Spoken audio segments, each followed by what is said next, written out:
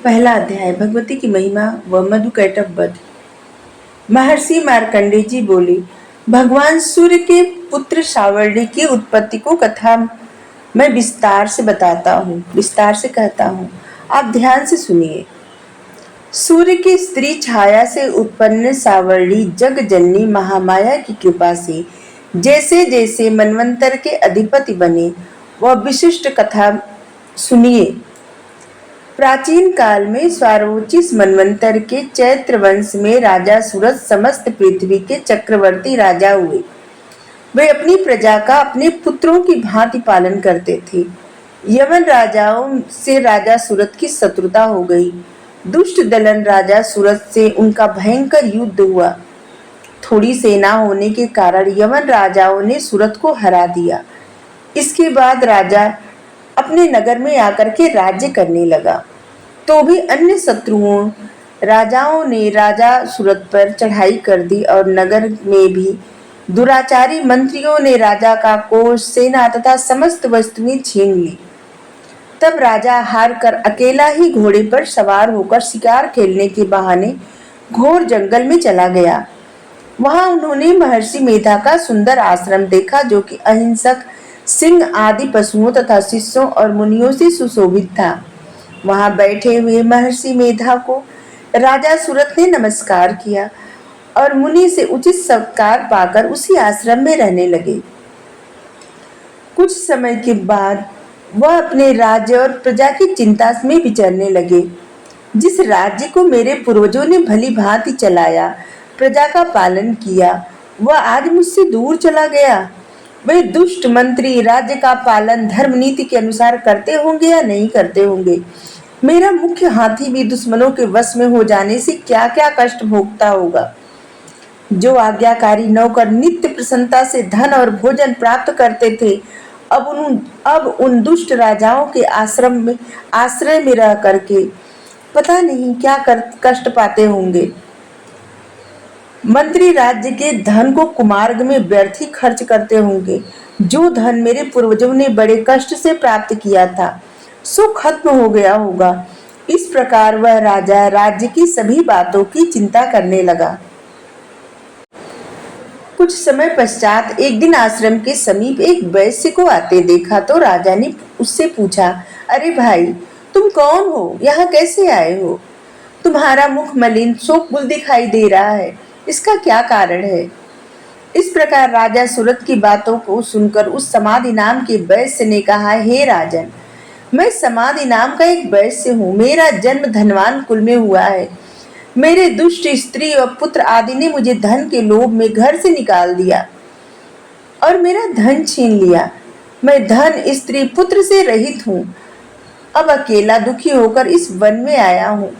मुझे अपनी स्त्री और बंधुओं का कुछ पता नहीं। मैं यहाँ रहने के कारण अपनी स्त्री, पुत्र और स्वजनों की परिस्थितियों को नहीं जानता। वे इस समय अपने स्थान पर सुखी हैं या दुखी। मैं यह नहीं जानता कि मेरे पुत्र सदाचारी हैं या व्यभिचारी। राजा बोला, जिन स्त्री पुत्रों ने तेरी धन संपत्ति छीन लिया, फिर उन्हीं के स्नेह में तेरा मन क्यों जाता है? वैश्य बोला, आपका कहना ठीक है, किंतु मैं क्या करूं? मेरी चित्त में कठोरता उत्पन्न ही नहीं होती।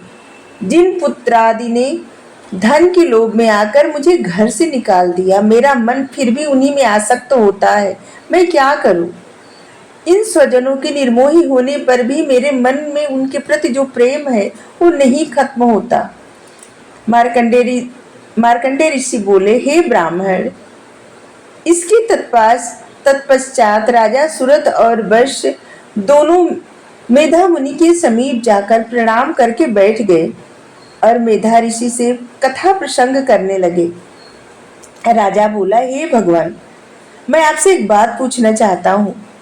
आप कृपा करके बताओ। हे महाराज, मेरा मन बस में नहीं है, इससे मुझे दुख है।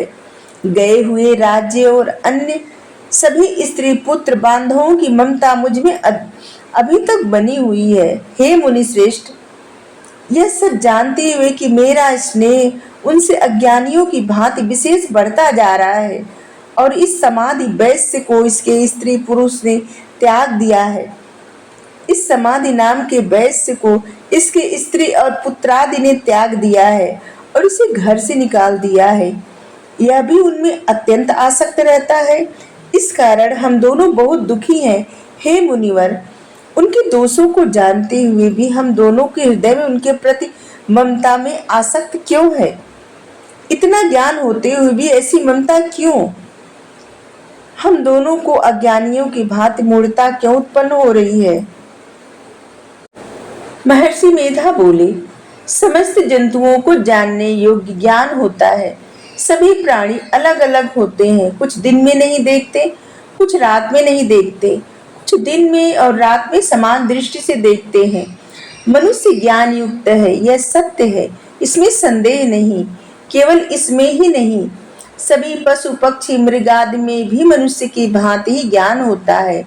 ये स्थूल ज्ञान होता है। जैसे मनुष्य में आहार विहार की इच्छा होती है, वैसे ही पशु पक्षी आदि में भी आहार विहार निद्रा आदि की इच्छा उत्पन्न होती है। ज्ञान होने पर भी पक्षियों को तो देखो, भूखे होने पर भी ममता बस अपने बच्चों को चोंच में स्नेह से चुग्गा देकर प्रसन्न होते हैं। हे राजन, मनुष्य भी अपने पुत्र पौत्रों से इसी भांति बर्ताव करते हैं।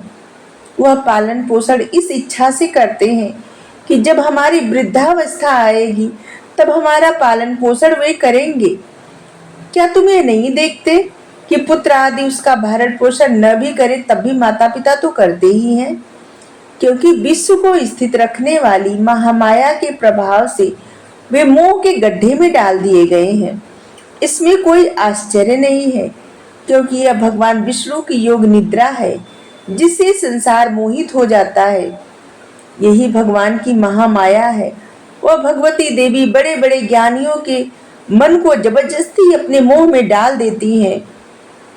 इस देवी ने ही चराचर विश्व को उत्पन्न किया और यह देवी प्रसन्न होकर भक्तों को वरदान देती हैं जिससे मुक्ति मिलती है। वही मुक्ति की परम सनातनी ब्रह्म ज्ञान स्वरूपा विद्या है। राजा बोला, हे भगवान, आप जिसे महामाया कहते हैं वह देवी कौन है? वह देवी कैसे उत्पन्न हुई? उसका कार्य क्या है? उसका स्वभाव कैसा है? उनका स्वरूप उत्पत्ति आदि के विषय में मैं सुनना चाहता हूँ, मुझे बताइए। ऋषि बोले, वह देवी नित्य स्वरूप है और चराचर में व्याप्त है, तथापि उनकी उत्पत्ति अनेक भांति से है। उस कथा को तुम मुझसे सुनो। यह भगवती देवताओं के कार्य सिद्ध करने के लिए उत्पन्न होती हैं और अजन्मा होते हुए भी उत्पन्ना कहलाती हैं। जब भगवान विष्णु संपूर्ण विश्व को त्याग अनंत में जल ही जल करके योग निद्रा में से शैया पर सो रहे थे, उस समय विख्यात मधु और कैटभ नाम के दो घोर असुर भगवान विष्णु के कान के मैल से पैदा होकर ब्रह्मा जी को मारने को तैयार हुए। ब्रह्मा जी विष्णु भगवान के नाभि कमल पर स्थित थे। उन दोनों में भयंकर युद्ध हुआ। भयंकर असुरों को मारने को आते देखकर भगवान विष्णु को सोता हुआ देखकर ब्रह्मा जी योग निद्रा की प्रसन्नतार्थ एकाग्र मन से स्तुति करने लगे, जिससे कि भगवान विष्णु के नेत्र से भगवती योग माया अपना प्रभाव हटा ले और भगवान जाग पड़े। वह योग माया विश्वेश्वरी जगत माता स्थिति व संहार करने वाली भगवान विष्णु की अतुल तेज वाली निद्रा स्वरूपा अनुपम शक्ति है। ब्रह्मा जी बोले, हे महामाया, तुम ही स्वधा हो, तुम ही स्वाहा, तुम ही षटकार स्वर हो, अमृत भी तुम ही हो, अक्षरों में स्वर तुम ही हो और नित्य आदि मात्रा व्यंजन भी तुम ही हो। हे देवी, तुम ही संध्या सावित्री और संसार की जननी हो। हे देवी, विश्व को उत्पन्न पालन और संहार करने वाली आप ही हो।